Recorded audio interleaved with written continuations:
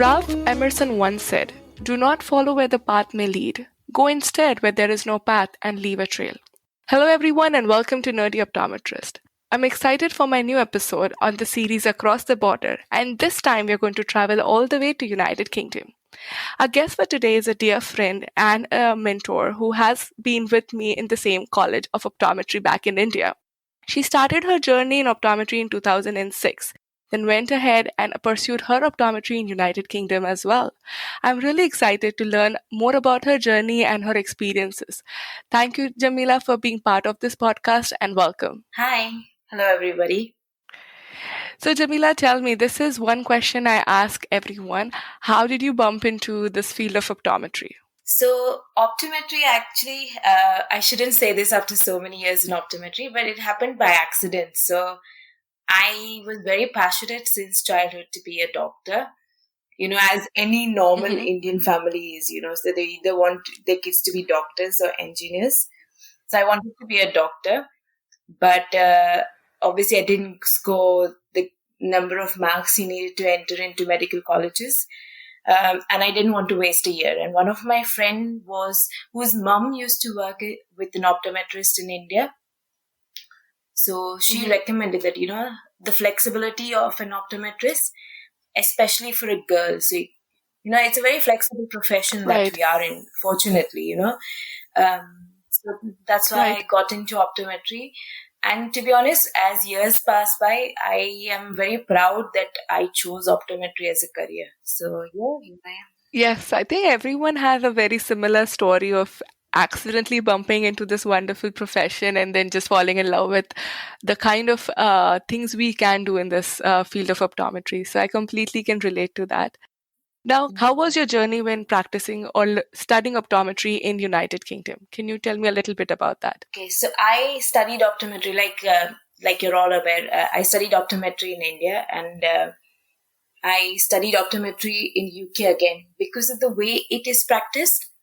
It's in India. Generally, we do the refraction bit. Generically, we do, right? Again, it depends on where you're practicing. So if you're practicing with an ophthalmologist, then you are doing more diagnostic tests. And if you're working in an optical outlet in India, you're doing more refraction and contact lenses and, cataract referral. Whereas over here in the UK, it is, you are the first person of contact in terms of where eyes are concerned.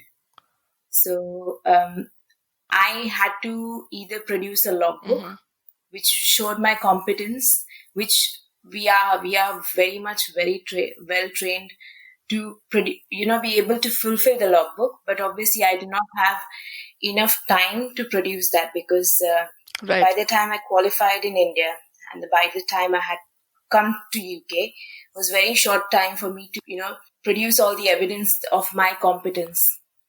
Because that's the requirement of the College of Optometrists, which we will discuss later on in the podcast, as to how I went through studying optometry here.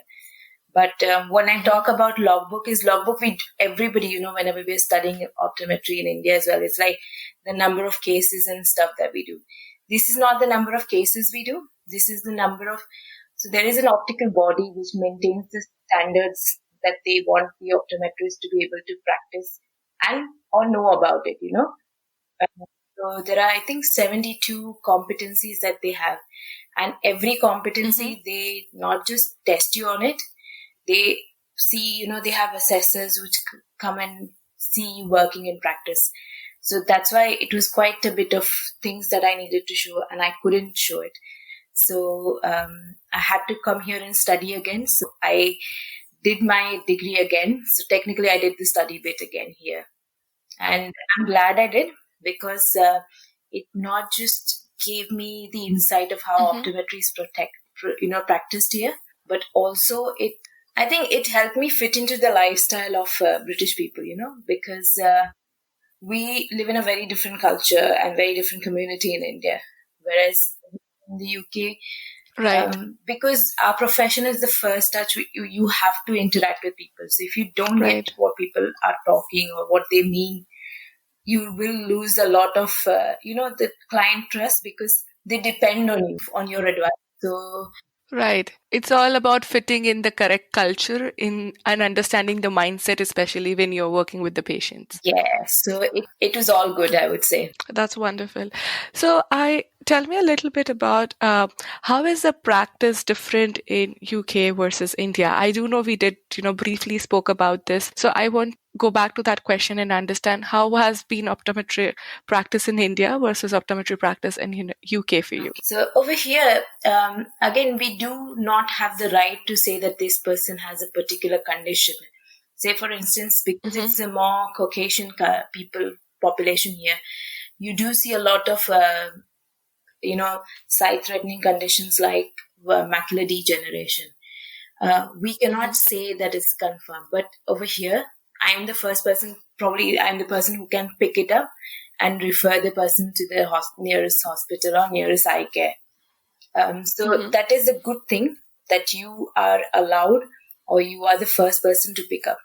Whereas in India, you don't have that. You cannot sign off anything, as we always say. So that is one good thing, that your work is recognized, your work is valued. Because a lot of time, if you're coming across an emergency, so say for instance, if I saw a retinal detachment, a patient can be completely asymptomatic, come for a routine eye test, and when you're doing ophthalmoscopy, you're like, this person has a retinal detachment. So when I'm talking to refer this customer to the hospital, they will ask me how frequent, how urgent do you want to see this person. So in my head, it gives me the authority, or it gives me the opportunity to take a decision as an optometrist, that how I can save this person's life. And I feel that itself, it gives me the pride to say that it's very different than what we practice in India, that you are responsible in a good way for your actions, and it gives you more authority to practice and know what you are looking. Right, absolutely. But there's one thing which I would like to point out. I agree on this because we have a limitation in the scope of practice in optometry. But on the other hand, we have a lot of patients that we see day in and out, which helps build our diagnostics back in India. So I feel that has been one of our core common thread between, I think, majority of my guests as well, that the exposure of the patients that we see in India is huge. Do you think that has helped you, get become a better diagnostics and optometrist? Totally, literally. I can say that obviously, because I studied optometry beforehand, so my level of understanding of the matter was very different. Right. I'm talking at the university level compared to the other fellow students. But at the same time, even when you're seeing, because you have seen so many normal and so many abnormal patients in the 4 years of optometry when you practice in India, that everything otherwise you can clearly pick out. So I would say that I was very glad that I had the exposure. So even like I remember we attended when I was in India, one of my postings, I could see evisceration, which I got to see, because the hospital we were trained in had an eye bank. So wonderful. Yeah, not everyone had that exposure or experience, right? yeah. So a lot of time I have actually told a lot of my fellow students that I have seen this, and plus even now, I think the biggest thing you get to see is how you can tell the patient, because you've seen so many normals and so many abnormals in your time, that when I came here, even at a university level, I could tell the customer that what is normal and what is not normal, and explain it much more in detail. So yeah, that first-hand, practice in India helped us a lot, especially to me. I mean, I'm glad that I could see those abnormal conditions to be able to appreciate normal stuff here. Absolutely. Now tell me that with this transition, as you mentioned, how things are more therapeutic and diagnostic based in UK versus in India. We practice more on, say, specialty contact lenses, binocular vision therapy, and on those grounds in India. What were your major barriers or limitations when you had to do this transition? I'd say I didn't have that many barriers as such, because I trained according to the protocol here. So I didn't have a lot of barriers as such, because luckily for, the only barrier would be the grades and everything, because optometry requires a lot of higher grades here. So based on your 12th grades, you need to be on band A, which I'm not sure how it works out. But that would have been the biggest barrier if I didn't have good marks in terms of my HSC and SSC mark sheet. But I didn't really need to use that because I had studied optometry in India. So that could have been a potential barrier. In terms of practicing things and stuff, because I studied at a university level, and it wasn't that I had come from India and just directly got into practicing it. So if anybody's ever considering moving here, there is another alternative that you can do. It's called the conversion course. That means, so you practice as a dispensing optician for a few years. Then because you've practiced as a dispensing optician, you can then transfer onto optometry, which they do like a short course for 18 months. And then you have to do a year of internship, and then you can practice as an optometrist. But actually that works out to be a much, much longer process than, this 3-year course does. Got it. So I was actually going to ask you about this, but you rightly mentioned that it is a 3-year course versus someone thinking, let me just go into becoming a dispensing optician and then go that route of 18 months. Now, talking about first a part of the discussion, which we are like, tell me a little more about the life in your university, the school, when you're spending that 3 years. How is the life and education system there? So this one thing which I found very weird was the students here are very laid back. So like how in India we are like very competitive. People here are not competitive at all. Like nobody attends lectures. Nobody's worried about deadlines. What we do a lot of, we write essays in India. Whereas over here, people are very, even though they have the time in the world, but they will always write in bullet points. So I felt that I was like too worked up as a student compared to the other students. They were like chilled out. I used to spend a lot of time in the library. Right. And I was like, I actually know my matter. It's not that I don't know my stuff, And I used to spend so much time. But that was my first year. So first year, because I was trying to find my feet in the place. Right. So I think I lost a lot of that time in finding my feet in the place. But when second year starts, as we do it in India as well, so second year is a bit of clinics. Right. As well as you have your second year is actually the toughest year of university, I would say, because you do a lot of your equipments, and you do a lot of the tests and all that. So it's a lot of information that you take in second year, because you will be applying that in third year. But second year, I think because you interact a lot with your fellow students, I enjoyed it the most because I got to know a lot more about the culture. And obviously, university life here is very different compared to what we do in India. So India, we work really hard as students. Whereas over here, it was much more chilled out. So it was good in that sense. And third year was very hectic because you have lectures in the evening, but you have clinics in the morning. But you get to see a lot of clinics, because the clinics that they run at that time are people who actually have conditions, and they are on the on the worst side of the conditions. So it's a good exposure to see people and really see member of public, because that's when you realize that okay, it's very different than what we practice here. Absolutely. I think this is something which even I had experienced when I was pursuing my MBA here in United States, that because we are so competitive and prepped to always be on top of a game when we are studying any education back in India, I feel Indian students definitely, if they put in the same hard work, you can definitely excel in whichever country or whichever path you choose. So I definitely can relate to that. Now, talking about the culture and experience you had in college, but now you have been practicing as an optometrist in the United Kingdom. Can you share a little more about that experience? In terms of practicing, practicing is very so there are a lot of different ways you can practice optometry here. I will talk on what I used to. So when I finished my internship, because that is important, the internship here you get you are assessed, like I mentioned earlier, assessed a lot about the competencies that the optical council has over here. So you get that done. So once that is out of the way, everything's good because you earn much more than what you are getting paid. So you start enjoying life, and it's a very good thing because you want to work more because you see things changing. So the whole perspective. So when I started, after I qualified, I started as a full-time resident optometrist.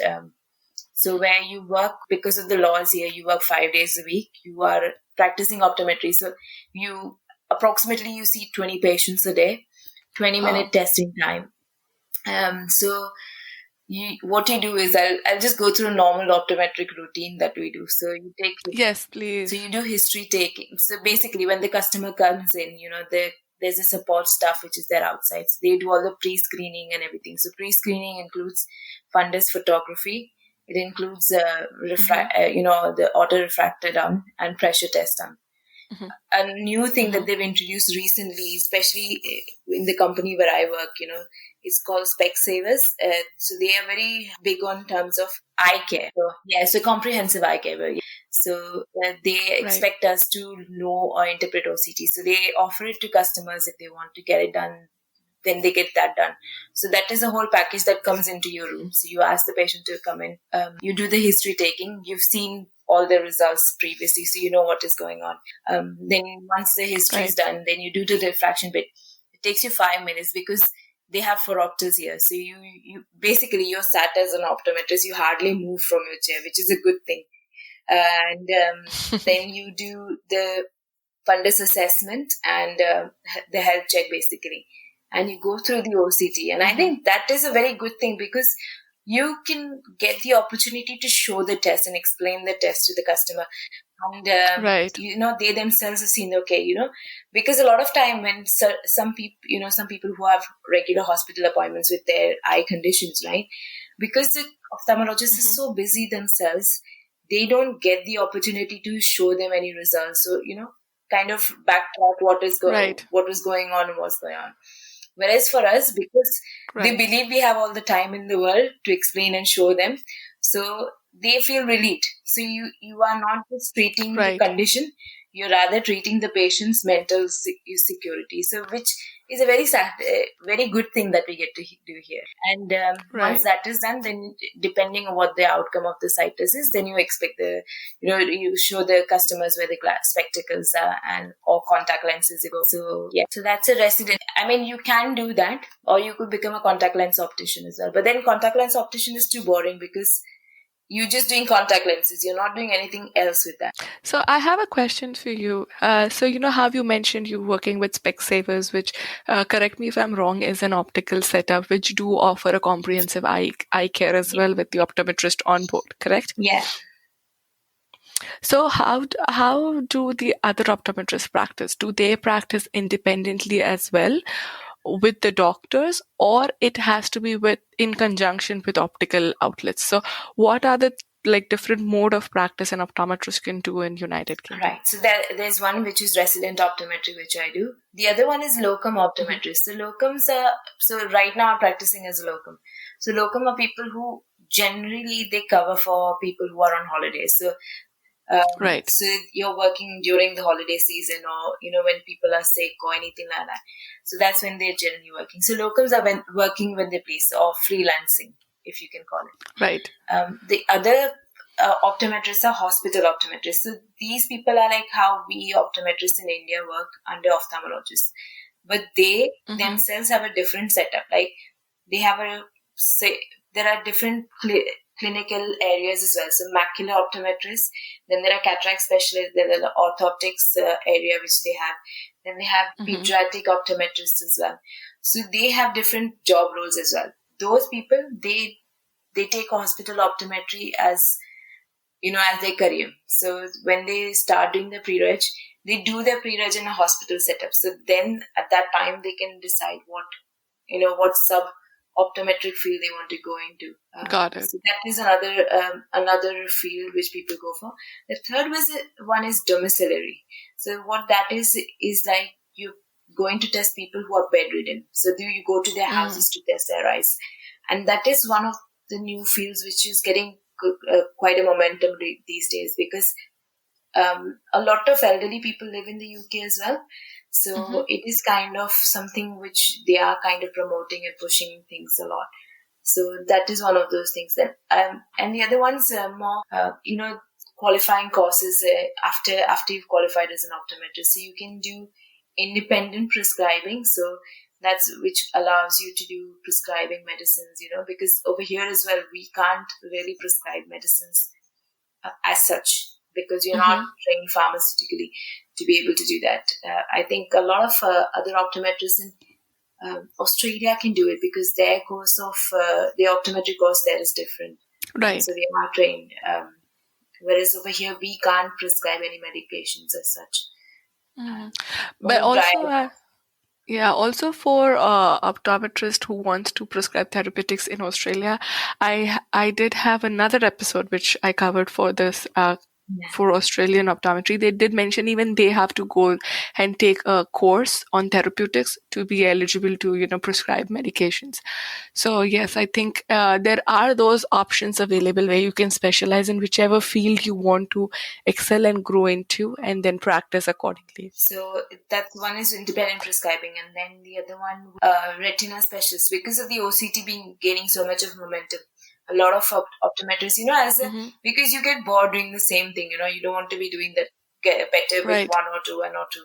So this is something which they study, and you can, give more enhanced eye care to the customers at a primary level. Because what is happening is, previously, optometrists couldn't do a lot of things. So there were a lot of people going into the hospital setup and using a lot of hospital time. Because over their general protocol is a dilate patient. So the patient is sat for good 2 hours from the time that person enters the hospital to the time they're seen and gone back home. So in this sense, we are cutting down a lot of the costs which are incurred onto the, on the hospital services. So, which is good. And it's good, you want to be succeeding forward and moving forward. You don't want to be just doing the same stagnant job all day, right? Right, absolutely. No, I think it's a very interesting blend of to cut down and create more efficient workflow versus people directly going to the hospitals and staying there for 2 hours.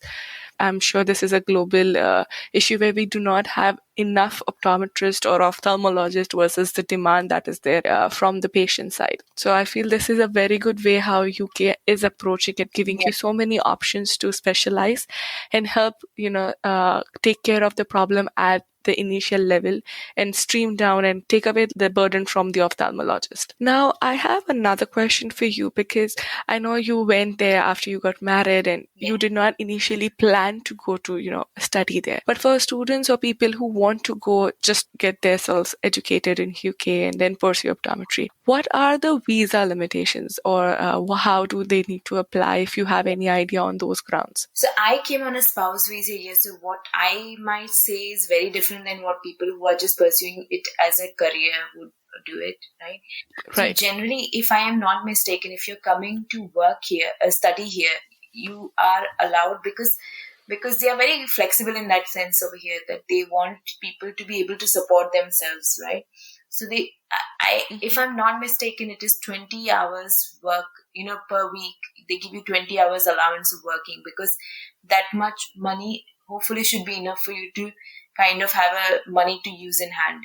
So a lot of people take jobs in universities itself. So like, in the bars, or, as in library staff, because you're not studying all the time, and the first year is not that busy, because if you've done optometry. So for me, in my case, because I had done whole of optometry, right, I was exempt from a lot of modules which I had to do. So like, I didn't do all the basic modules like, geometrical optics and physiological optics. Those kind of equivalent modules I didn't have to do. So that was the work timings. In terms of visa, I think it's a student visa that you get, and it is you get it through via the university, that they help you out with that. So if you're initially applying, you apply via UCAS, because UCAS is like, it's like an open lottery thing, that, you select your best 5 options of colleges, universities, and then the university offers you, and then you go according to that, and then they give you. So that's how they pass. But I think when you're coming from India, it would be better idea to apply through one of these, these I don't know what they're called. So there are a lot of companies which help you to find, abroad studying visas and stuff as well. I'm sorry, I'm not very good with that because my situation was completely different when I came here. Yeah. But a lot of support you get through them.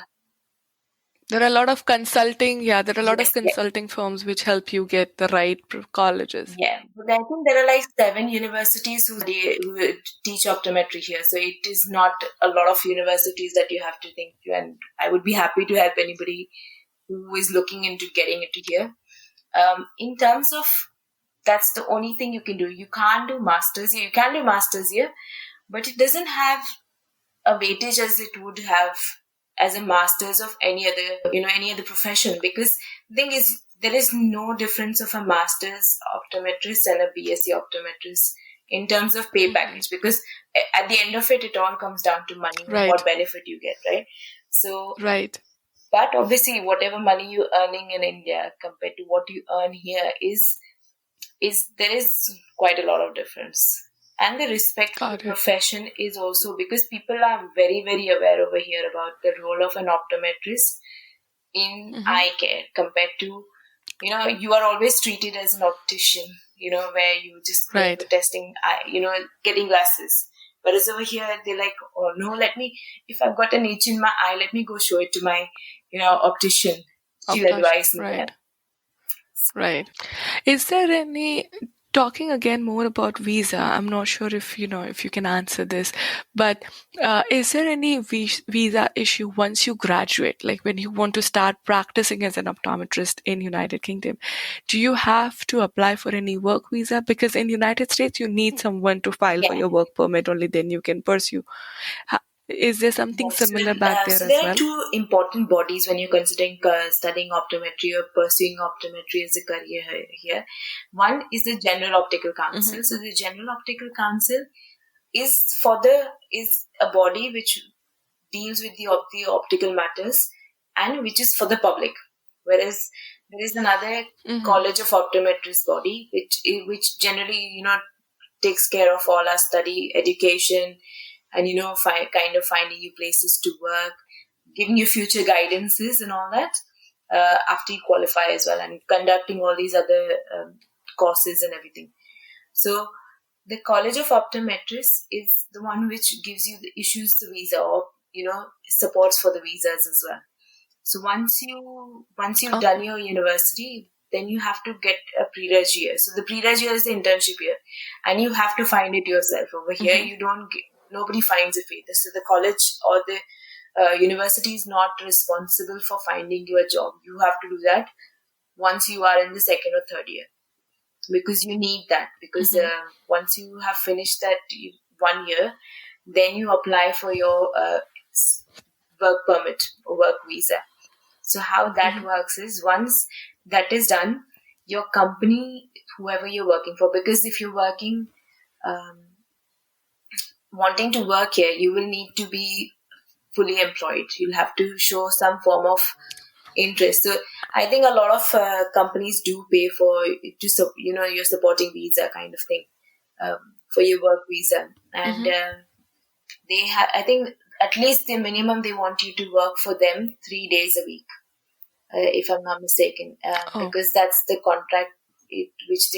That's the terms and conditions in terms of work visa as well, that whoever has been employed by these people, they at least need to work there for 3 to 4 days per week. So I think that's a rough idea I have, because a lot of Canadian students do that. So how it's out of the blue, but a lot of people from Canada who've done diploma in dispensing optics, they come here. They do the whole optometry course, and then they work here for 3 years. So that's when they apply for this work visa and everything, because they need to work in a country where they've studied for at least 3 years before they can apply to be able to convert in and work there in Canada.